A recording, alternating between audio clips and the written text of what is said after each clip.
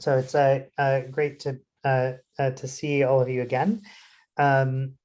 Today, we're going to finish the last section of real-time inference of 3D scenes from video from yesterday. And then we're going to stick mostly to the outline that's here today. We're going to cover inference metaprogramming at a more granular level. So that some of the PL content becomes a bit more explicit. Then, partly in response to some of the questions from yesterday, we're going to spend a little more time than I'd originally planned on the picture for automating and scaling inference. I'll just very briefly mention OpenGen so that we can all get a sense of sort of what the open source roadmap looks like and where some of the room for PL performance research is. And I'll close with some thoughts about what we see as the implications for large-scale AI systems engineering using these tools. So yesterday, we left off at scaling up probabilistic inverse graphics to tabletop 3D scenes. So let's dive into that. So here, what we're seeing is the typical input and output from a probabilistic programming system called 3DP3, 3D scene perception via probabilistic programming, that you can read more about in Nurip's paper online. And this was done principally by Nishad Gathoskar, as well as a number of other people in ProbComp and some team members at IBM. And what the system does is it takes input images, let's say RGB images, or images from a depth camera, like here I'm showing a real depth image from the YCB video data set and its corresponding RGB image. And it infers a 3D model that contains a scene graph over voxel models of the objects in the scene that can be used to produce a clean depth reconstruction of the depth channel in the input. So it goes from input images and in the dynamic version of it, video, to full 3D models of the scene. And 3DP3 was an interesting milestone for us because it was the first probabilistic programming system that was able to improve performance over deep learning systems on this kind of task. So we talked, I think, just briefly about some of the representative scenes at the end of last time. So let me sort of explain how 3DP3 works so you get a sense of how generative probabilistic graphics programs can scale and what's conceptually important about the design that lets them work in the real world without a lot of hand engineering. So here I'm showing the top level generative function in 3DP3, along with a visual illustration of the main random choices and what they represent. So the way 3DP3 works is it induces a distribution over latent 3D models of scenes, Z, and observable point clouds, X. And it does that by first generating a set of shapes according to a shape prior that are based on object models that are learned from data, which I'll show in a minute. Then it assembles a scene graph structure over the sampled objects, parameterizes that scene graph with the contacts between the objects. So which faces are in contact and are specified by the graph, but then the rotation and the position of that contact is specified in the parameters. Then it renders a depth image from that resulting scene graph by calculating the poses of all the objects and the depth surface that would result. And then from there, the rendered depth images run through a point cloud likelihood designed to capture the gap between these clean depth renderings and noisy point cloud data. So it's very similar in many components to the simpler model we looked at yesterday, but with a few additions that let it deal with cluttered indoor scenes.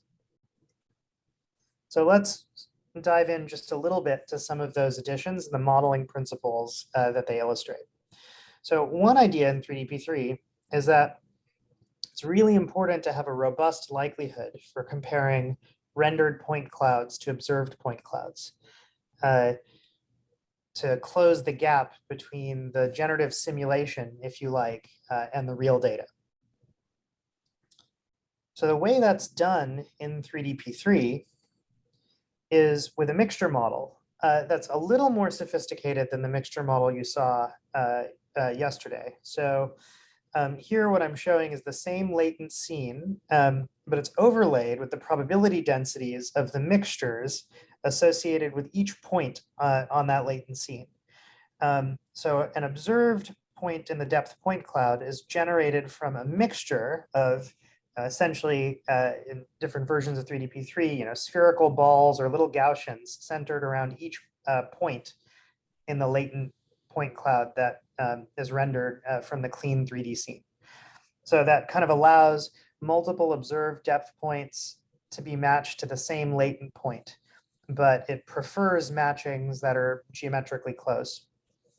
And what you're seeing in each of these three images are what happens to the geometric surface of the density on points, basically, as you vary the radius of the balls around each latent point. So with a pretty high radius, a lot of the geometric structure is blurred out. But with fairly small radius, you can see sort of some detail. And then with a much lower radius, you could see relatively high resolution. And this is very important to deal with the gap between, the quite noisy and corrupted real depth data and the clean simulations that 3DP3 produces. That's one key idea in the modeling. Another key idea in the modeling to deal with the open-ended real world is that the shapes are learned from data. So here I'm showing 5 RGB and depth image pairs of a cup that's being rotated slightly across each of the image pairs. And on the right, I'm showing the inferred shape model that 3DP3 learns from this data, including the voxels that it's certain about in orange and that it's uncertain about in blue, including the interior of the mug, which 3DP3 has inferred that it doesn't know anything about. And these models are learned essentially by using a simplified version of 3DP3 along with uncertainty about the camera pose to do SLAM to estimate the probable camera poses and the the voxels that are being looked at from images like these. So a limitation of 3DP3 is that it can only learn object models from uncluttered data. This was inspired by a feature of human learning where many early nouns like cup or chair are taught to kids by separating the object from other surrounding clutter and pointing at it and saying, that's a cup or that's a chair. But of course, our visual system can learn can detect novel objects and learn their shapes online, and 3DP3 can't do that yet. But it can do data efficient learning from just a few images to grow its shape library.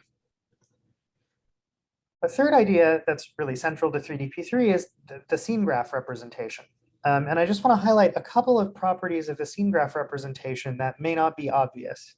So first, what is a scene graph? Well, the scene graph, scene graphs have a long history in computer graphics and robotics. There are many variants of these representations that are really used to scale geometric modeling, from simple settings, maybe with just one object, to models of scenes, to models of whole cities in a modern graphics engine.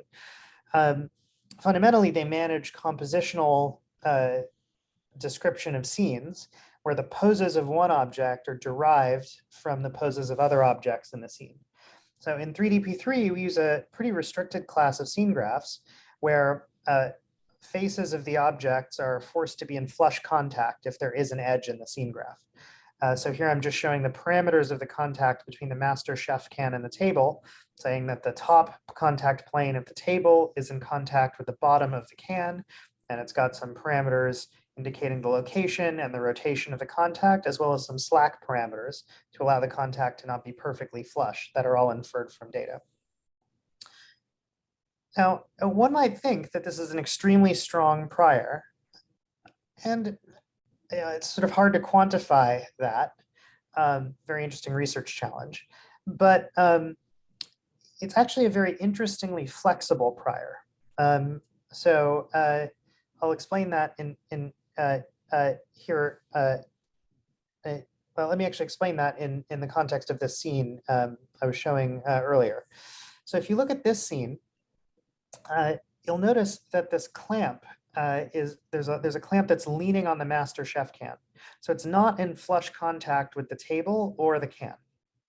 And in the inferred scene graph, that clamp, colored pink, has no parents. So it's modeled as a floating object. This is really important. The 3DP3 inference engine can infer that it can't explain the pose of the clamp. Of course, we recognize that's because its class of hypotheses is quite limited. It doesn't know that. It just knows that relative to those hypotheses, the clamp is better explained as floating in space at the funny angle that it is than sort of rigidly forced to be in flush contact, let's say, with either the can or the table, neither of which would explain the image data. So there's a common principle to all these modeling components that I've just gone over in 3DP3, which are all about how the system scales to the open 3D world without a lot of brittle hand engineering. So 3D scene graphs in this, even the simple class that I've just defined, are in an important sense universal approximators for pose, because any 3D scene can be explained as a scene graph where there are no edges and the objects just happen to occur at exactly the poses you find them. Now, that's not a very good explanation. That doesn't encode a lot of prior knowledge, but it can always fit the data. That's really important to avoid the brittleness of having symbolic models. So you might think that the only way to avoid brittleness in AI systems that interpret real-world data is to move to vector representations. But there are many alternatives, one of which we're illustrating here, which is hierarchical Bayesian inference over symbolic structures of varying levels of causal depth embedded in a language that constitutes universal approximators for the type of data that they might be applied to. So the scene graph structure allows us to model the independencies between poses and the dependencies, and it captures just a little bit of structure, but it's still pretty causally shallow. We're not trying to explain the physics of support in inferring this representation. And there's some analogous principles at work in the choice of using voxels as universal approximators for shape. We can quickly learn these voxel models from noisy depth data. And voxels are convenient in part because they give us runtime control over trade-offs between the accuracy of the representation and the compute and memory costs associated with maintaining it. That matter whether, depending on whether we're, say, evaluating a likelihood, in the inner loop of a Monte Carlo algorithm with hundreds of particles, let's say, or running the system in some other mode where a higher resolution model is more useful. We're just doing a little bit of fine tuning over the pose of an object. They're also causally shallow, and we're not really explaining, let's say, the CAD operations by which the shape might be constructed. We're just taking the voxels as they are. But as a result, this very simple symbolic model class can accurately model any shape. And the accuracy is just limited by the resolution of the voxels. Similarly, our point cloud outlier mixture gives us a universal approximator for depth point clouds. And it's robust to scene modeling error. It's robust to noise in the depth data, which matters especially when we run 3DP3 on neurally estimated depth rather than depth camera data, which we've also done. It gives us runtime control over its accuracy versus compute. And it's also quite causally shallow in that we're not modeling the details of the sensing process. We're just trying to have a sort of rough, kind of forgiving way of bringing the 3D model in contact with depth data that we can either measure or estimate from real images. So I hope I've given you a flavor for how this idea of semantically flexible, causally shallow, actually relatively simple modeling languages, that is the language of scene graphs, or so we're thinking about it this way, the language of voxel models for shapes, and the idea of outlier mixture models for point clouds gives us sort of generic ways of flexibly modeling a broad range of real world data, even though we're using a very restricted set of symbolic hypotheses. And the way a 3DP3 inference works, I won't go into a ton of detail, but the basic architecture combines kind of neural importance sampling, which you'll see in more detail in the in the inference metaprogramming section later, a kind of neural Monte Carlo, with involutive MCMC fine tuning. So the neural importance sampling takes in input data and proposes scenes that are then checked by re-rendering the scene under the probabilistic program and comparing it to the observed data. And the parameters of that network can be learned from synthetic data. And this whole thing leads to an importance weight, which is sort of a rough measure of how well the neural guess fits the observed data. And that's the starting point for a fine-tuning process where small perturbations are made to the scene to improve the fit. And the math for the training and the importance sampling and the MCMC that's needed for this are automated by Gen, as you'll learn about in essentially the next section of the tutorial, analogously to how the math for stochastic gradient descent, let's say for just tuning the poses in one of these models, could be automated by a platform like PyTorch. And so the result of all this is a system which can significantly outperform state-of-the-art deep learning baselines for 3D object pose estimation, improving both in average accuracy and also in robustness, that is the lower probability of large nonsensical failures. And at performance, which is definitely slower, but usable for real-time robotics. And we're just at the beginning of the performance engineering for this class of probabilistic program.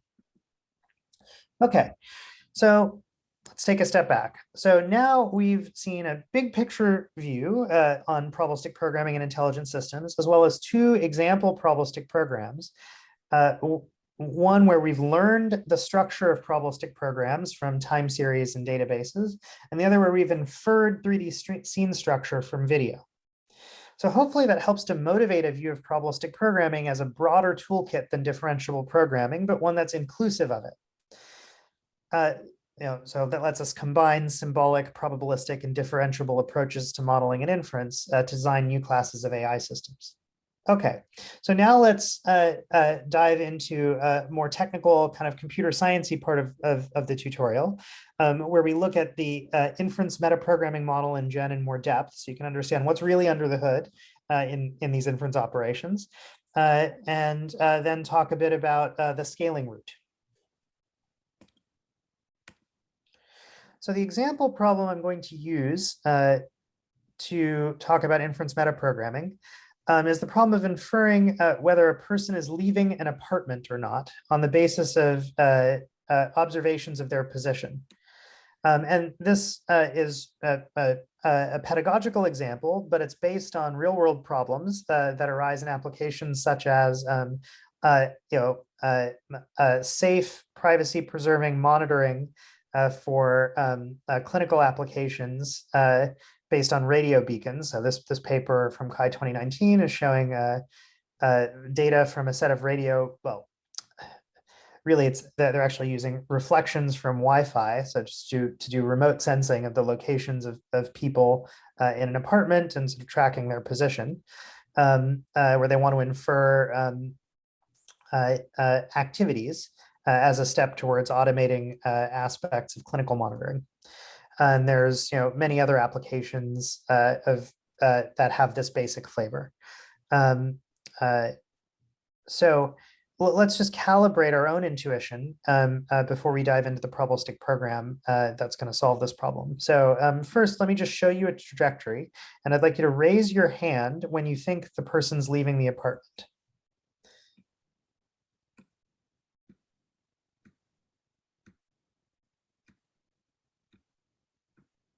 Okay, so maybe they're not leaving. Okay, here's a new trajectory.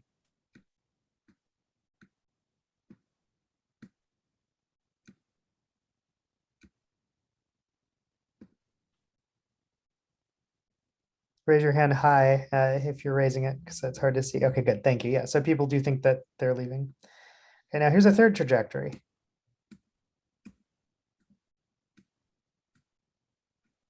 Do they think they're leaving? Maybe not. Maybe they're going to bed. But what if I told you that this person leaves their keys either at the kitchen table or at their bedside? Now many people are unsure if the person's leaving. So maybe they looked for their keys and didn't find them, but now they found them and they're going to leave. Or maybe they're going to take a nap. So let me show you how to write a probabilistic program that solves the first subproblem of this, which is just inferring where in the apartment a person's probably trying to go, which is a subproblem of solving the task and motion, inverse task and motion planning problem of also inferring, dealing with the symbolic goal structure, such as getting the keys.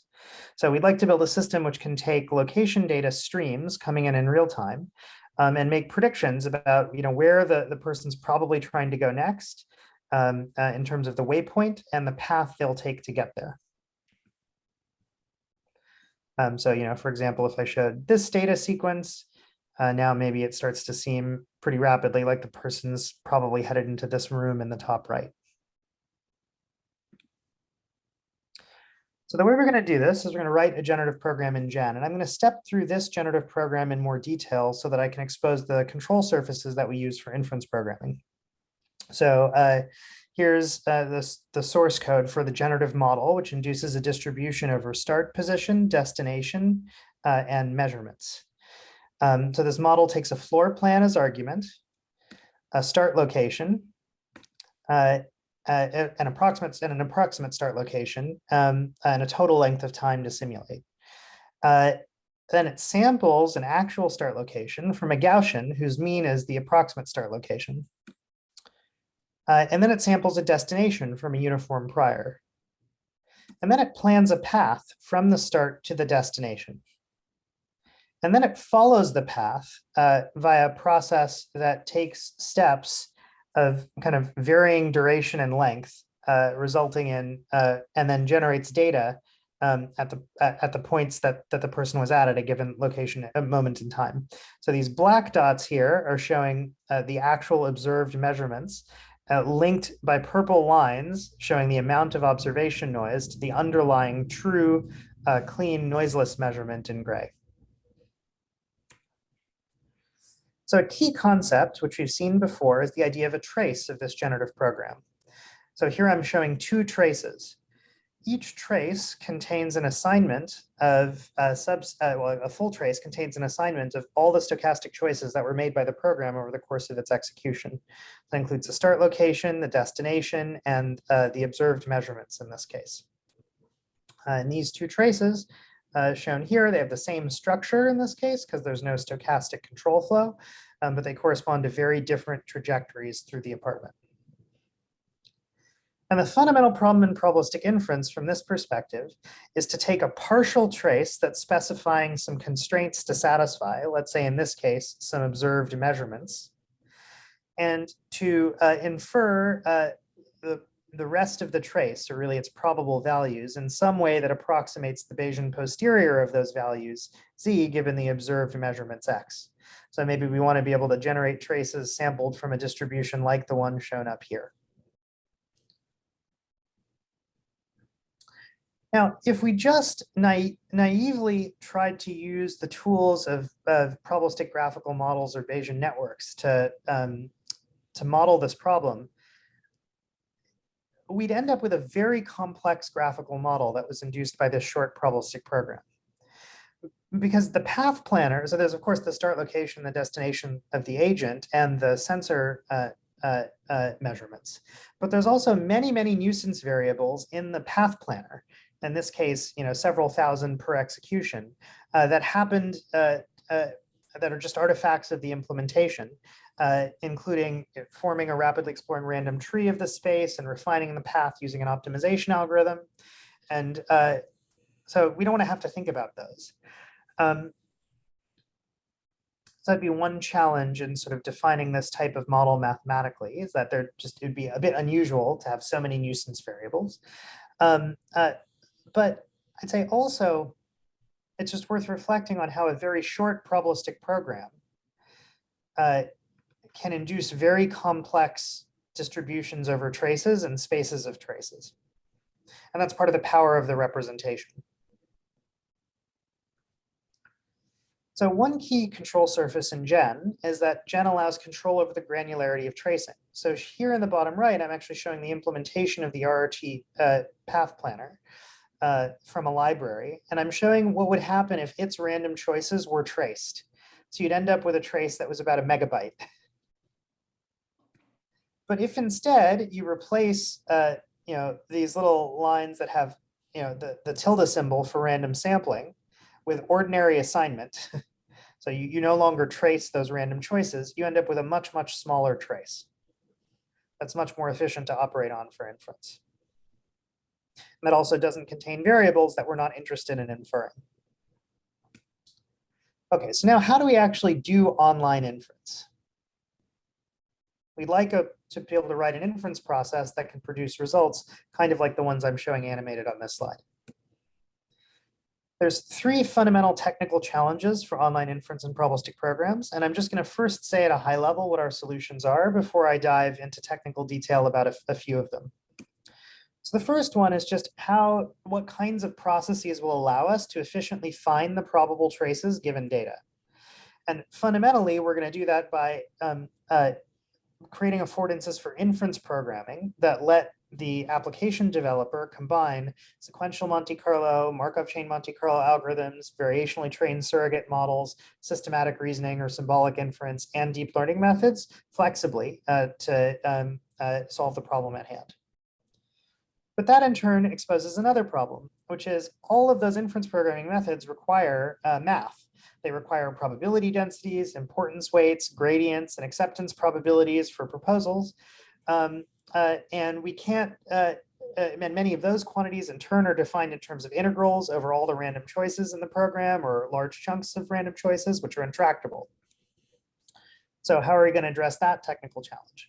Well, one is we're going to allow the user to control the granularity of tracing, but there's other affordances, which I won't be able to go into much today, but they include pseudo-marginal estimation that allows us to work with important sampling approximators to the internal integrals in probabilistic programs.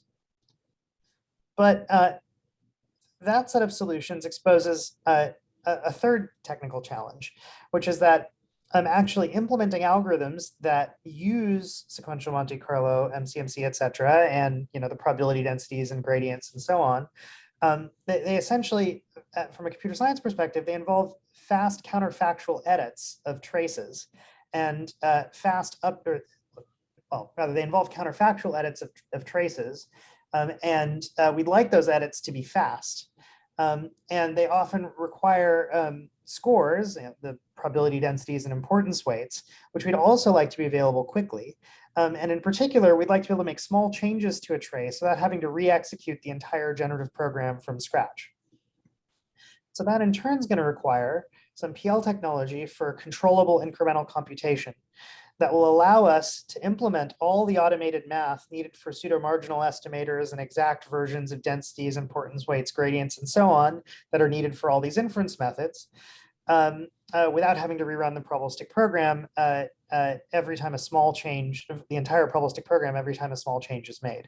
And that's achieved in Gen via a combination of intermediate representations that allow predictable cost for static incrementalization of these computations, as well as mechanisms for dynamic dependency tracking. So let's look at an example of these principles in action. And we're going to use resample move sequential Monte Carlo, which you saw yesterday a couple of times.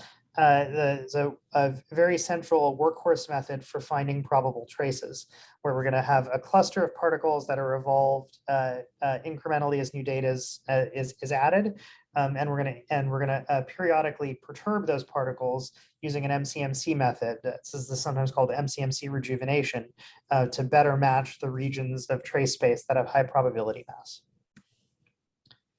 So here I'm showing the source code for a resample move sequential Monte Carlo inference program in Gen on the left, and I'm showing below the pseudocode that you might see in a typical NeurIPS paper that was using sequential Monte Carlo of this sort. So the math on the bottom is implemented and largely automated by Gen in the implementation that's shown above. So let's step through this program to try to get a sense of what this inference programming model is. So the first thing we do in this happens to be multi-threaded inference program is we're going to generate a bunch of initial guesses via importance sampling using Gen's built-in importance sampling support, where the target is going to be the model generative function we wrote earlier, and the proposal Q is going to be the model as well. So we're going to be guessing from the prior, and that's what you're seeing illustrated on the right here. After that, we're going to start entering this loop, which for every time step is going to implement the resample move algorithm. So it's first going to resample particles with probability proportional to the weight so far. That's just a measure of how well the particles fit the data. Then we're going to perturb the particles by running a Metropolis Hastings update on each trace with a random walk proposal, whose implementation is another generative function that's shown in lines 18 through 20 on this slide. That just takes the destination and makes a small Gaussian perturbation to it. So let's just dig a little bit deeper into Metropolis Hastings. So if we just visualize what this proposal process is doing, is it's just taking, the individual destination dots and sort of stochastically wiggling them. But it's doing so in a way that's then corrected by the underlying model to sort of try to be compatible with the trace so far. And that's what you're seeing on the right. And there's an accept reject step, which implements that. That's the Metropolis Hastings acceptance rule, which I'm showing mathematically here, where Gen has to automatically calculate the ratio of the target densities of the two traces before or after the change to the destination, as well as the ratio of the proposal densities for making that proposal under the given random walk proposal. And it's instructive to look at the implementation of this gen.metropolis Hastings function that we're calling on line 11 here. So this is the standard inference library implementation of Metropolis Hastings in Gen, which is a user space procedure that first generates a proposal trace, uses a method called update to take the current trace and update it to the proposal trace, calculate the weight of inverting that change, calculate an acceptance ratio, and then the Metropolis Hastings acceptance ratio, and then flip a coin to accept or reject that change. So the thing I'm trying to highlight is that the algorithms that you learn about for inference, like Metropolis Hastings and sequential Monte Carlo, can be written in user space using a set of lower level inference metaprogramming primitives, these gen.update, gen.importance, gen.simulate, and gen.score methods, for example.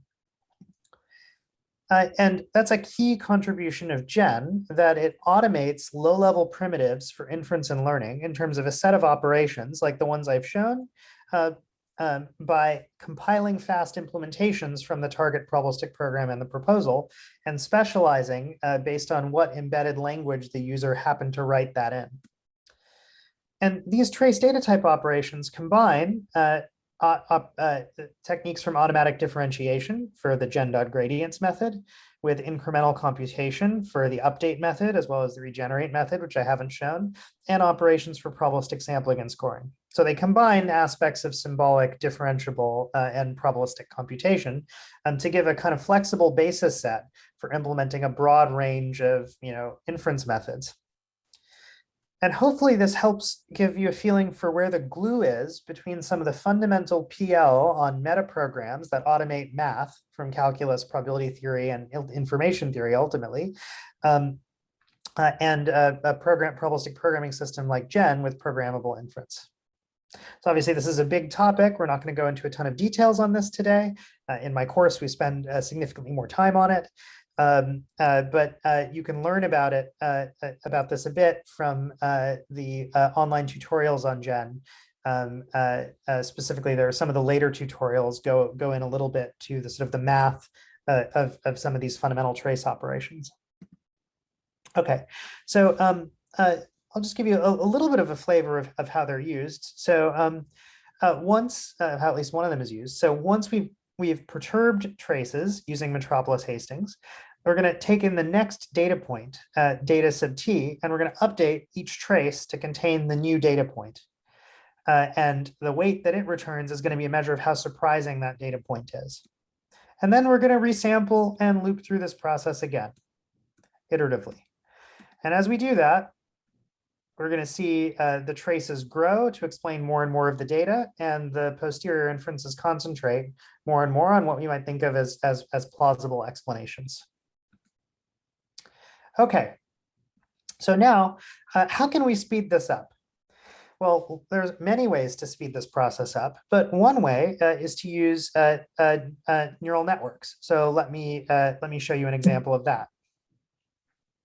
So we've seen writing generative programs in Gen that induce distributions over observed data and traces, and this idea of generative model-based inference. But I just want to go a little bit into the relationship between this mode of inference and what you might think of as more data-driven modes of inference, like in neural network training, where one starts with training data to train a network that then maps from data to inferences. So how can we combine the two? And it turns out there's really fundamental, deep, and fairly well-studied relationships that show these two views intersect. So you can use generative models to generate synthetic data to train neural nets, and you can use neural nets to do a kind of neural Monte Carlo inference in those underlying generative models. And this idea has a long history in AI, going back at least to work by Jeff Hinton in the early 2000s. And there's versions of it that have been a part of a couple of different probabilistic programming systems, including some significant work by Frank Wood's group and some work by Marco from our group. Let's just illustrate this in action on this inverse planning problem. So what I'm showing here on the right are three little code snippets. You don't need to read the code snippets in detail, but it's just useful to get a sense of kind of what they are. So one of them specifies a neural network in PyTorch, an LSTM in this case. The second one wraps that PyTorch neural net in Gen as a generative function that can make a proposal. So it takes the network's output and uses it to parameterize a Gaussian whose mean and covariance is going to be used as a proposal distribution. And then we're going to finally use Gen's gradients methods to automate the process of efficient parameter learning for this neural network as a proposal trained on synthetic data from the underlying generative model that we're generating by asking Gen to generate it. And so here I'm showing the cross entropy loss as a function of training time that you get for training an LSTM on synthetic data from a generative model. So we're training this LSTM to try to invert the generative model by parameterizing a Gaussian that's going to be used as a proposal. It's worth noting that this approach can be used not just to train a neural net, but also to then use that neural net for inference. So here I'm showing how good the inferences are with only the LSTM at the end of training. And so, you know, they might seem pretty reasonable. You know, here's a trajectory, and, you know, maybe you get a guess destination that corresponds to our intuition. But let's say we want to quantify uncertainty. If we run the neural net a whole bunch of times, the results maybe aren't so great. So the distribution's quite broad still. It's much better than the prior. The prior is a lot less accurate, so I'm showing that up here. But maybe we can do better by doing more inference. In fact, if we use that LSTM as a proposal and we do Monte Carlo inference, we can drive the accuracy much, much higher. In particular, you know, once we get into, you know, let's say, you know, between 1/10 of a second and 1 second of computation, we start getting inferences that look much more like the posterior. And it's instructive to compare that curve to the curve for using Monte Carlo from the prior alone without the neural proposals. That's what I'm showing here in blue. So it turns out that, you know, in this case, the LSTM gets us about a 10x improvement in speed. So, you know, we could do inference with Monte Carlo from the prior, or we could use that same prior to generate synthetic training data and then ask Gen to automatically train a neural net to kind of cache that prior in something that we can use to make proposals for inference at runtime. Okay, So I'm not going to go through the details of pseudo-marginal density estimation in Gen, but I do want to dwell a little bit on alternatives to this neural network approach for accelerating inference. So let's think about a symbolic alternative. One that we've explored a little bit is that we think is very important for the automation and scaling roadmap for probabilistic programming, is to use code generation techniques to make symbolic proposals by taking a target generative program, extracting a surrogate, doing exact inference in that, and then specializing the code for that exact inference. So in this inverse planning case, for example, we could imagine taking the apartment and discretizing it, doing a stratified sampling of sparse training data for that discretization, and then estimating a simple hidden Markov model that just stochastically measures transitions between these blocks instead of fine-grained transitions between high-resolution positions, continuous positions. Once we have this discrete surrogate model, which can also be represented as a generative program in Gen, we can extract a kind of dependency graph representation called a factor graph and automate inference by variable elimination to get exact symbolic inferences in this coarse-grained representation. And while this might seem like a lot of work to do by hand, it's maybe not so bad if one has automation. And an advantage of this approach is, unlike the neural net, we know that by construction, the inferences in this symbolic surrogate are exact. Also, we're not training these to do posterior inference given data. The only learning that's used is in learning this generative surrogate from simulations of the model. So it's actually a much more data efficient form of learning. And this is something we've explored in a couple of papers. But the upshot is that this kind of symbolic surrogate proposal achieves the same accuracy that the neural proposals do, but in massively less training time. So hopefully this gives you at least a feeling for how we can use Gen to define generative models. We can write inference programs that encode various kinds of custom algorithms for solving inference problems. And we can automate some aspects of generating proposals that are used in those algorithms, either via neural network methods or via symbolic computation. So I think it's worth stepping back now and thinking a little bit about sort of what's the theoretical landscape that might help us see what the limits are for our prospects for automating and scaling inference. And I want to just sort of remind us of sort of what seem to me to be the fundamental inescapable trade-offs that come from computer science for engineering intelligent systems or for reverse engineering natural intelligence, which is the tension between generality, automation, and guarantees of accuracy and efficiency. So one question that it turns out as a field we've been able to answer definitively is what are the fundamental limits on automating probabilistic inference? Let me explain what I mean by fundamental. I mean limits from computability. So Cameron Freer, Dan Roy, and Nate Ackerman, over a series of papers, posed and answered a version of essentially the halting problem for inference.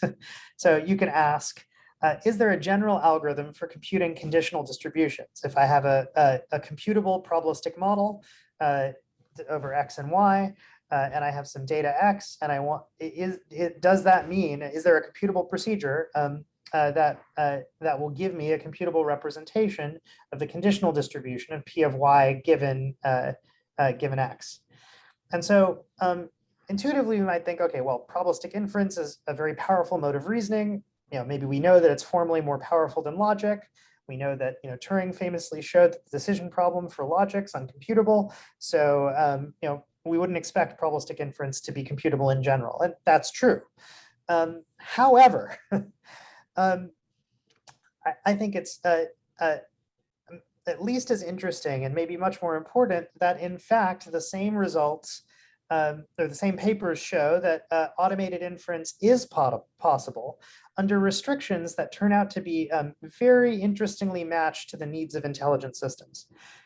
In particular, for problems where the data is noisy, as in robotics and in data analysis or data science. So just to be slightly more technical about it, Ackerman, Freer, and Roy proved that probabilistic inference is computable when the model includes independent computable noise with a smooth bounded density, or it's also computable when the conditional density is positive, bounded, and computable. And so loosely, that just means settings where there's noisy data from a process that's got some limited compute power. So if you assume that you're modeling that essentially your model has limited compute power in terms of its interface with the data, then it turns out you can automate probabilistic inference, at least in theory. So that sets a very broad stage for the prospects for AI that attempts to use automated inference.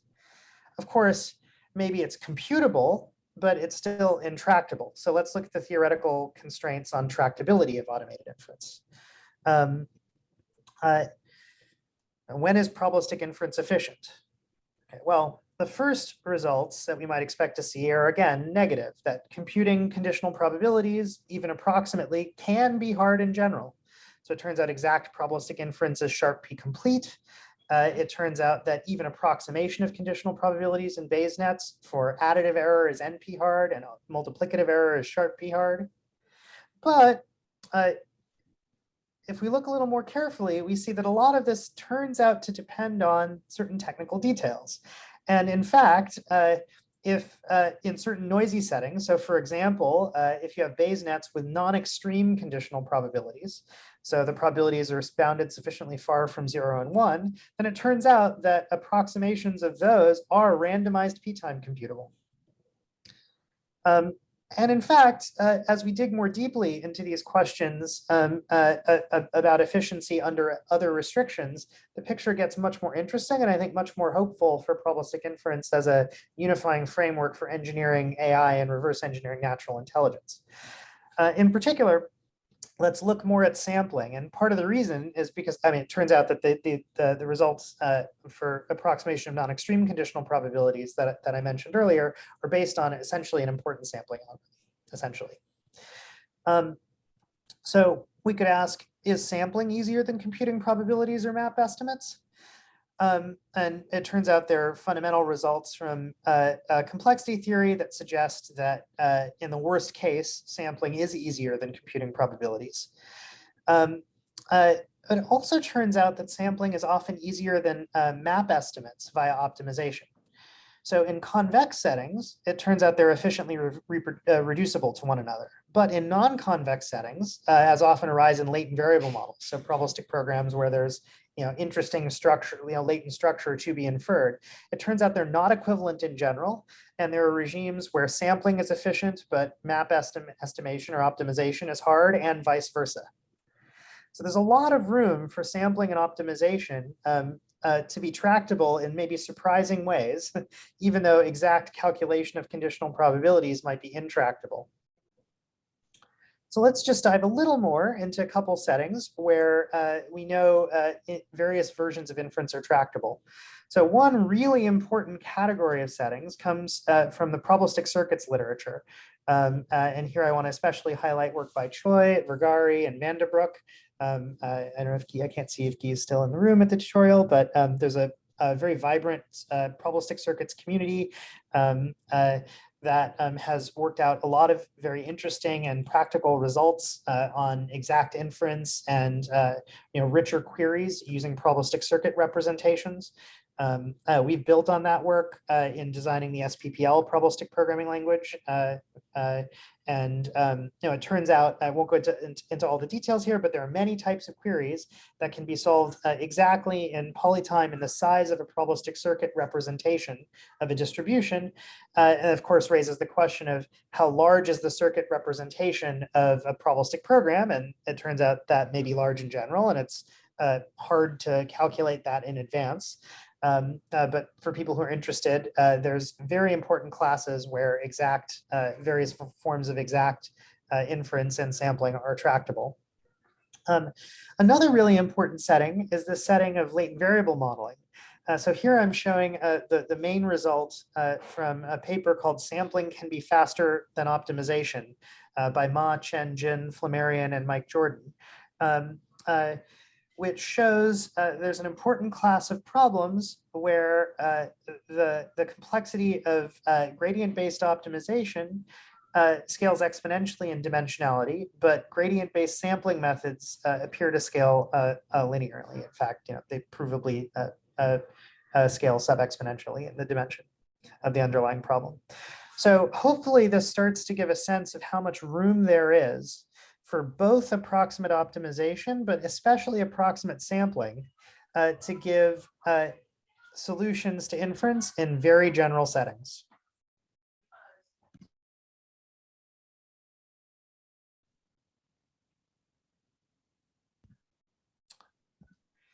Okay, so let's dig a little deeper into approximate sampling. We've done some work on approximate sampling in the small from a theoretical perspective, just looking at fundamental limits on approximate sampling and the trade-offs between notions of between entropy consumption, runtime, space, and measures of approximation error in a couple of different papers. I won't go into the details, but there is a rich space of trade-offs that are both observed in practice and suggested by the, or illustrated, but are captured by the theory in this setting. But I think I'd like to close by giving you a more visceral sense of what I mean by the sort of the tractability of approximate sampling to connect it to what you learned about earlier in Gen. So for that, I'm going to use a larger scale example drawn from the pClean system developed principally by Alex Lev and Monica Agarwal, along with David Sontag. So pClean is a probabilistic programming system that gives a DSL for solving deduplication, linkage, and cleaning problems, like the ones required to correct duplicates, impute missing values, and deal with inconsistencies in this 2.2 million record US Medicare physicians database.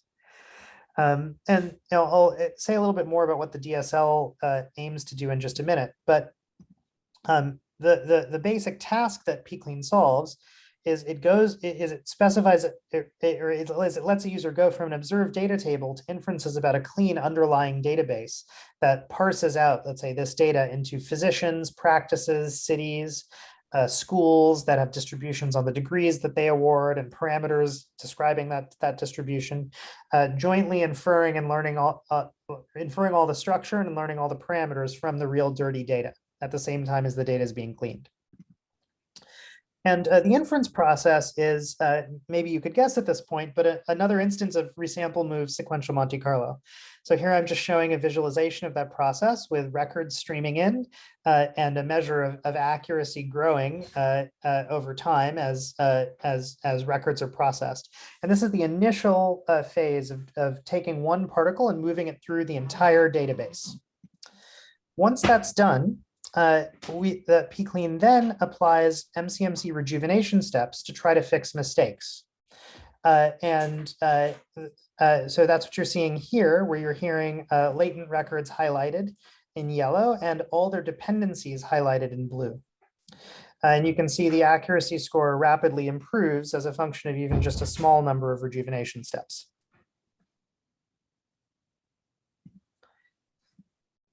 And it turns out that this approach is able to yield state-of-the-art accuracy and runtime, improving over systems such as HoloClean from Stanford that recently, I guess now a couple years ago, became part of Apple. So pretty strong baselines. And the way it was able to do this is by providing an interface for allowing users to specify DSLs that encode a little bit of domain knowledge, which I won't go into here, but crucially, using exact symbolic inference and code generation to generate data-driven proposals, much like we saw in the inverse planning example. So, there's an underlying generative model in pClean, and it's easy to sort of automate the process of doing SMC and MCMC, but a key insight in pClean is that one can use symbolic analysis to extract a graphical model from the pclean program, use exact inference, essentially variable elimination to solve the inference problems in that graphical model, and then use that to generate exact proposals, much like you saw earlier. And that empirically appears to produce an inference algorithm that works pretty well. So it's not provably sound. In fact, we haven't quantified exactly, how many gnats from the posterior distribution you get in pclean. Actually estimating that precisely is an interesting technical challenge, and we're doing a little bit of research in that direction. But hopefully it gives you a feeling for how you might be able to, automate inference with some maybe surprising trade-offs between generality and efficiency and accuracy. With a lot of interesting research still to be done on really trying to sort of quantify or pin down reliability. Okay. So in the interest of time, I'm just going to very briefly touch on OpenGen and then turn to implications for large-scale AI engineering so that there's some space for questions. So one key idea in Gen is that there's this separation through this trace abstraction and the inference programming primitives I showed earlier between the operations for inference and learning and implementations of traces and even of generative programming languages. So we've been leveraging that idea to make a larger ecosystem around the Gen programming model, including not just the Julia languages that we've developed and used most extensively, but also very early prototypes of PyGen, GenTorch, which is a C++ libtorch-based probabilistic programming research platform, and Gentle, which is a C++ library that we ultimately intend for performance engineering applications and lightweight deployments, ideally operationally. And there's also a lot of very interesting room for fundamental research on IRs and compilers, and I won't go into all of that here. I just want to give a sense of the roadmap. But I think it's worth reflecting on kind of how far we have to go in making the PL infrastructure for this programming model really what it could be. So earlier I showed that Gen enables us to match and in fact exceed the performance of hand-coded Julia for problems like structural learning and probabilistic programs using far fewer lines of code.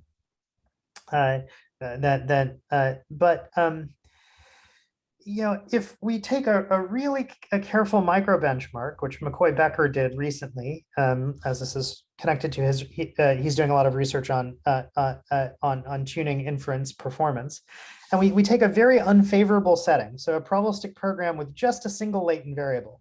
So unlike structural learning, which maybe is a favorable setting, a very complex model, let's look at just like a very simple model with one latent variable.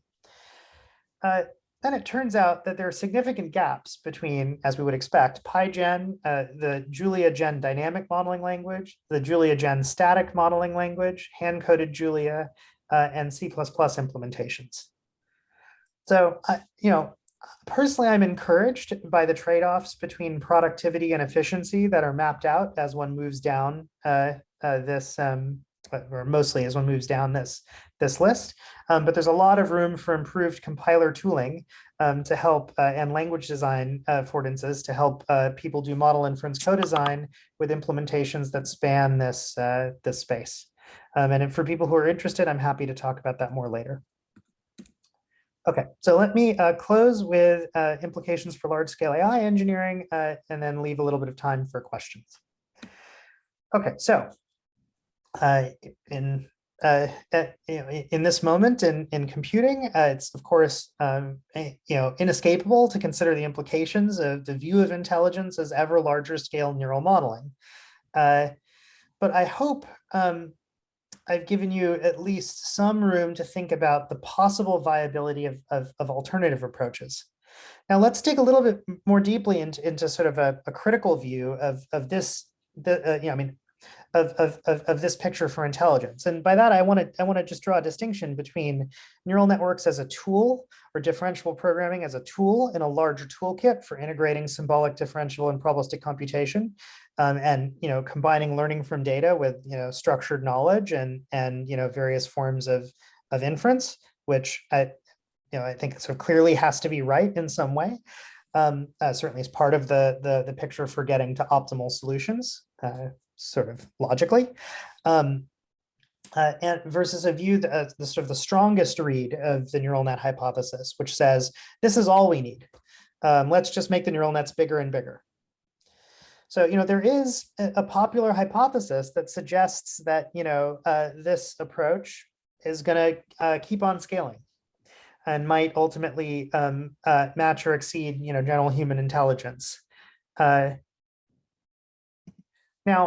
it's worth remembering, however, that many state-of-the-art neural models are surprisingly brittle. So here I'm showing an example of a Tesla perception system that is misperceiving a truck with traffic lights as a set of traffic lights that are flying down the roadway, causing the car to brake repeatedly. And it's perhaps most alarming, I think, that the system doesn't know that what's happening is nonsensical. There's other forms of failure modes of large-scale neural models that you can see in systems like DALL-E, and it turns out DALL-E 2 also exhibits a very similar failure mode. So the extent of simple concepts, like the concepts of blocks stacked on other blocks that are captured by the scene graph models I showed earlier, are not accurately captured by very large multimodal neural models. So for example, if you ask DALL-E to generate images with stacks of 3 cubes, with a red cube on top, sitting on a green cube in the middle, sitting on a blue cube, and a blue cube on the bottom, you do get topical images, but every image has at least one and often multiple errors in the extent of concepts like stack or 3 or red or cube or on or top, middle, or bottom.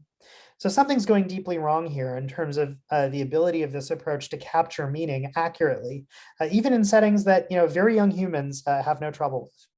And that very short symbolic probabilistic programs in generative models also have no trouble with.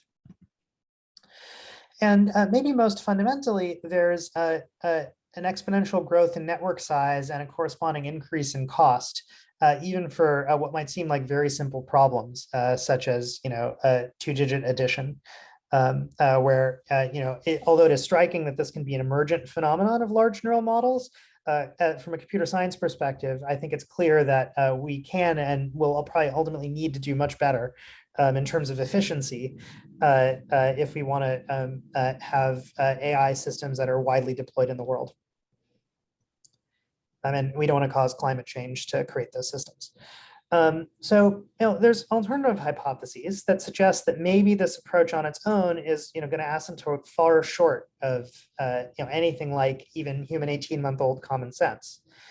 But what if we start taking seriously the proposal that intelligence requires building systems that can account for uncertainty over the structure of models that approximate the external world?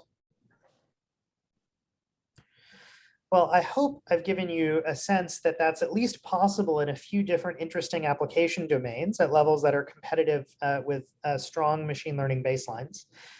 3D scene perception, data cleaning, and automated modeling of time series and databases. And I think it's worth reflecting very briefly on sort of the programming model that's enabling it. So let's just try to boil this down into a simple contrast between the programming model that Gen invites and the programming model that differentiable programming platforms, including very expressive, powerful ones like PyTorch, invite. So the first point is that probabilistic programs are a more general class of models than neural networks. They're more general in a few different ways. One, they can express more complex computations. They're more computationally powerful. And also, maybe specifically, they can express models with latent structure, including broad ignorance priors over the source code of other probabilistic programs. And we've seen examples of all of this. Now let's look at inference. Platforms like Gen allow us to build on tools like gradient descent. So for example, Gen's gradient descent facilities interoperate tightly with the PyTorch runtime to preserve efficiency. There's room for improvement there, but Gen does a reasonable job so far. But we can combine that, which we used for training of neural proposals, with symbolic inference techniques that we saw used in pClean, and use both of those in the context of sequential Monte Carlo, including both generic automated forms and more tailored forms, to solve problems where we need to infer latent structure, not just tune parameters. And we can combine all of this to make new kinds of learning systems. So rather than just do end-to-end offline parameter training of neural models, we can also do modular online approximately Bayesian structure learning of the source code of probabilistic programs. So we saw, learning the structure of time series. We saw learning shapes in the context of 3DP3, the graphics models. And so hopefully that gives you a sense of why I think it's interesting to start wondering, okay, well, is there another hypothesis about how AI scaling might evolve? Where maybe we're not quite at the exciting point of the inflection point for probabilistic programming, but maybe we're starting to get there, where we're going to have probabilistic programs, both whose code and maybe even whose domain-specific languages are partly learned from data, partly written by AI engineers, and partly synthesized from natural language. So this is a unifying hypothesis that a bunch of us are pursuing, maybe most vigorously at MIT, and that's ultimately what leads us to this what we hope is an interesting attack on the question of how can intelligent systems achieve human levels of performance in domains like common sense and data-driven expertise. Okay, so just before we hand over for questions, I just want to emphasize all the work that you saw in this tutorial was done principally by wonderful students and colleagues.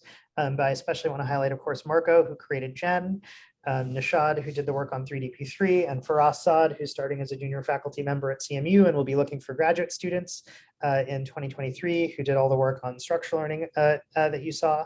And of course, many other researchers in the growing field of probabilistic programming. I've cited some of them in the tutorial, but happy to direct people to others. And I'd really invite you to email me if you're interested in getting involved in any of this, whether on the open source side or the research side. Okay, questions?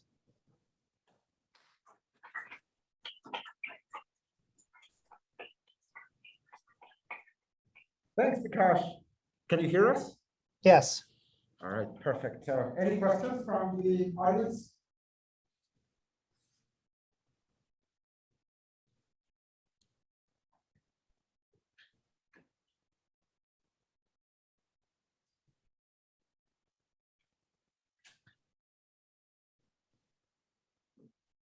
I know it's the end of a long workshop. We have questions here.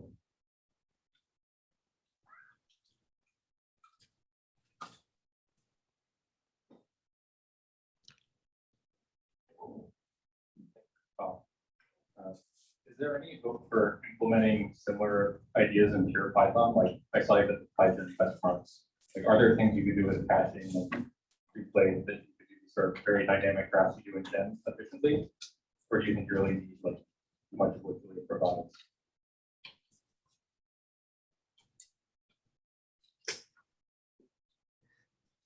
I've been trying and failing since 2009 to get a probabilistic programming system in Python that is not deeply, in pure Python, that is not deeply discouraging from a performance engineering standpoint. That does not mean it's impossible. I think tracing JITs have been insufficiently explored in Python in general. I mean, they have been explored in PyPy. There's some really sort of deep and subtle and socio-technical challenges with that. I think they have enormous leverage in probabilistic programming because so much of the computation in the it turns into something in the inner loop. So there's a lot more return to compilation, even costly compilation. As if something is, used for 10,000 MCMC iterations or, 100 particles, there's a lot bigger payoff to little bits of specialization. But that said, I wouldn't bet on it.